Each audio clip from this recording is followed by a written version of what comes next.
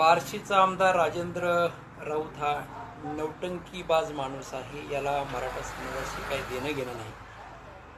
आपल्या राजकीय बापाच्या सांगण्यावरून आंदोलन त्यांनी उभं केलं आणि एकवटलेला कोट्यावधी मराठा समाज याला दिशाहीन करण्याचं काम हा माणूस या ठिकाणी करताना दिसतो आहे. आणि आपल्या या मराठा आंदोलनाला एका राजकीय पक्षाशी जोडून हे आंदोलन व श्री मनोज जरांगे पाटील यांना बदनाम करण्याचं कटकारस्थान हा माणूस या ठिकाणी करत आहे. हे आम्ही बघितलं पाहिजे. आणि खरंच राजेंद्र राऊत यांच्या मागणीप्रमाणे सरकारने एक दिवसीय अधिवेशन बोलून मराठा समाजाला त्यांच्या मागणीप्रमाणे ओबीसीमधून आरक्षण देण्याचा जर निर्णय घेतला तर या निर्णयामध्ये विरोधक सुद्धा या ठिकाणी सहभागी झाल्याशिवाय राहणार नाही.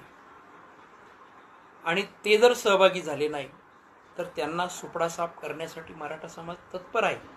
पण सत्ताधारी आपण आहेत, आपल्याकडे सत्ता आहे, आपल्याकडे ताकद आहे, तर आपण निर्णय घ्यावा. विरोधक आपोआप तुमच्यासोबत येईल. त्यामुळे केवळ विरोधकांना नाव ठेवून आपण मराठा समाजाच्या मागणीपासून या ठिकाणी दूर जाऊ शकत नाही. नाहीतर येणारा काळात मराठा समाज तुमचा हिशोब चुकता केला.